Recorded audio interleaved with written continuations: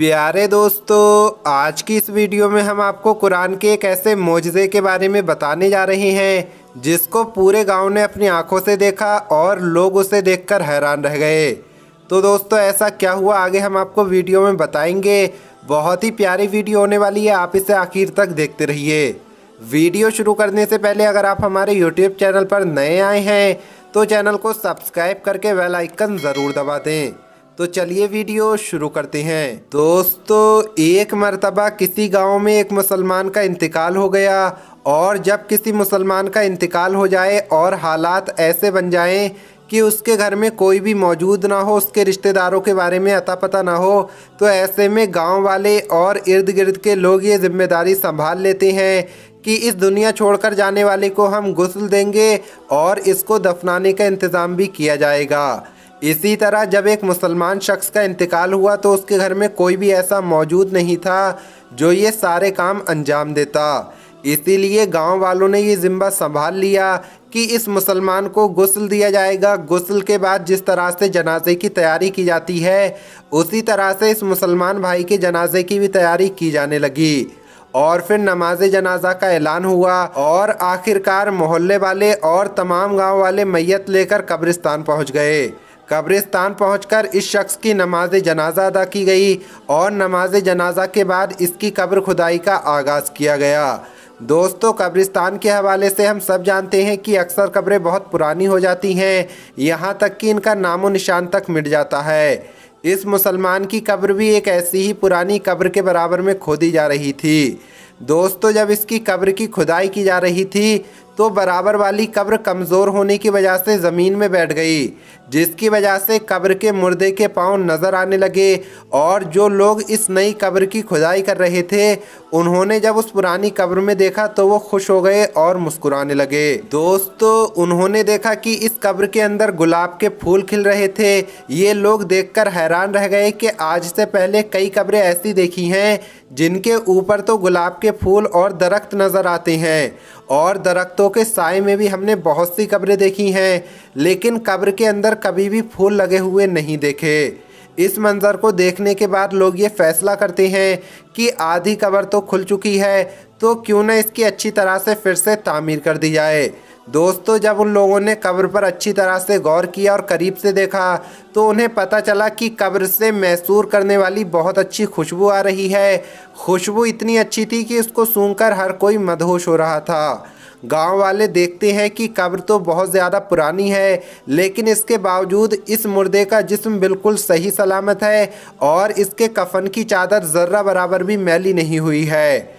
दोस्तों, ये मंज़र देखकर सब लोग हैरान रह जाते हैं और सबके दिल में ये ख्वाहिश पैदा होने लगती है कि हम इस शख्स के बारे में जानकारी हासिल करें। आखिर ये आदमी कौन है और ज़िंदगी में इसने ऐसे कौन से काम किए हैं जिसका सिला इसको मरने के इतने सालों बाद इतनी पुरानी कब्र में इतने अरसे बाद भी मिल रहा है। और ये ऐसा कौन सा अमल करता था, ऐसा कौन सा काम करता था जिसकी वजह से इसकी कब्र से खुशबू निकल रही है। चुनांचे सभी ने फैसला किया कि इस शख्स की तलाश ज़रूर की जाएगी। दोस्तों, इसकी कब्र को मिट्टी डालकर फिर से बंद कर दिया जाता है और जो जनाजा लोग अपने साथ लेकर आए थे उसको भी दफनाकर चले जाते हैं। फिर इसके बाद लोग आसपास के तमाम गांवों में फैल जाते हैं और इस कब्र के मुर्दे के घर वालों की तलाश शुरू कर देते हैं। आखिरकार कई रोज़ की सख्त मेहनत के बाद और बुज़ुर्गों के मशवरे के बाद उन्हें ये पता चल जाता है कि ये शख्स कौन था। फिर कुछ लोग इकट्ठा होकर उसके घर जाते हैं जहां वो शख्स कभी रहा करता था। बज़ाहिर देखने में घर बहुत पुराना लग रहा था और घर को देखकर ये नहीं लगता था कि यहाँ कोई रहता होगा। लोग उस घर का दरवाज़ा खटखटाते हैं, जिसके बाद अंदर से बहुत कमज़ोर सी आवाज़ आती है कि दरवाज़ा खुला है, अंदर आ जाओ। गांव वाले मिलकर जब घर में दाखिल होते हैं, दोस्तों जब वो घर में जाते हैं तो देखते हैं कि इस घर में बहुत कमज़ोर औरत मुकीम है। उसकी उम्र बहुत ज़्यादा हो चुकी है और उसका जिस्म इंतहाई कमज़ोर हो चुका है। चुनांचे ये लोग उसके पास बैठ जाते हैं और उससे सवाल करते हैं कि फुला कब्रिस्तान में उस जगह पर एक कब्र है, बताया जा रहा है कि उस कब्र का ताल्लुक़ आपके घर में से किसी से है, तो आप हमें बताइए कि वो कब्र किसकी है। और हमें ये बताइए कि हमने कब्र में एक बहुत ही प्यारा अजीब सा मंज़र देखा है। कि उसकी कब्र के अंदर से खुशबू आ रही थी और गुलाब के फूल कब्र के अंदर खिल रहे थे। यहाँ तक कि कब्र के मुर्दे का जिस्म बिल्कुल सही सलामत है, उसका कफन तक मैला नहीं हुआ था। आखिरकार वो कौन शख्स था? ये सब सुनकर वो बूढ़ी औरत एक लम्हे को तो खामोश रहती है, फिर कहती है कि जिस कब्र का तुम जिक्र कर रहे हो वो मेरे शौहर की कब्र है। जवानी में ही उसका इंतकाल हो गया था और वो मुझे छोड़कर चला गया था। लोग सवाल करते हैं कि आप आखिर आपके शौहर में ऐसी कौन सी आदतें थीं, वो ऐसे कौन से काम किया करता था कि आज भी उसका जिस्म बिल्कुल सही सलामत है और कब्र से खुशबू आ रही है। तो वो औरत कहती है कि मुझे ज़्यादा तो कुछ याद नहीं है क्योंकि मेरी याददाश्त बहुत कमज़ोर हो चुकी है, लेकिन हाँ, एक ऐसा अमल ज़रूर मुझे याद आ रहा है जो मेरा शौहर रोज़ाना किया करता था और वो अमल दोहराया करता था। और वो अमल ये था कि जब वो रोज़ सुबह फजर की नमाज़ अदा करने के लिए मस्जिद में जाता था तो वो देखता था कि लोग नमाज़ पढ़कर कुरान की तिलावत करने के लिए मस्जिद में बैठ जाते हैं और वहाँ बैठकर कुरान पाक पढ़ते रहते हैं।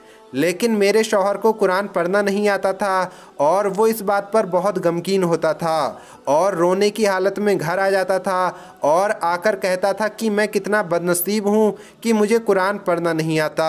और घर में रखे कुरान को अदब से चूमकर अपने सीने से लगाकर उसकी आंखों से आंसू जारी रह जाते थे। कुरान को खोलकर जो भी आयत उसके सामने आती थी उस पर वो अपना हाथ फेरता था और कहता था कि ए अल्लाह, तूने इस किताब में जो कहा है वो हक है और तू सबसे बड़ा सच्चा है और तेरी किताब भी सच्ची है। और वो काफ़ी देर तक मुख्तलिफ आयत पर हाथ फेरता जाता और यही अल्फाज कहता रहता था कि या अल्लाह, तूने इस किताब में जो फरमाया है वो हक है, तू सच्चा है, तेरी किताब सच्ची है। और उसके आंसू लगातार बहते रहते थे। उसके बाद वो कुरान चूमकर उसे सीने से लगा लेता था और उसको अपनी जगह पर रख देता था और ये काम मेरा शौहर रोज़ाना करता था। मुझे लगता है कि यही वो अमल है जिसकी वजह से कब्र में उसकी खुशबू महक रही है। दोस्तों, कुरान से मोहब्बत की एक छोटी सी मिसाल आपके सामने पेश की गई है। आपने देखा कि उसकी कब्र से कैसी खुशबू आ रही थी, कब्र में फूल खिल रहे थे और उस इंसान का कफन तक मैला नहीं हुआ था, उसका जिस्म कब्र में बिल्कुल सही सलामत है। आज कितने ही लोग ऐसे हैं जिनको कुरान पढ़ना भी आता है फिर भी वो कुरान नहीं पढ़ते, बल्कि बाज़ लोग तो ऐसे हैं जो कुरान पढ़ने के बाद उसको भूल चुके हैं। अल्लाह से दुआ करते हैं कि अल्लाह पाक हमें और आपको कुरान पढ़ने और उस पर अमल करने की तौफीक अता फ़रमाए। आमीन, अल्लाहुम्मा आमीन।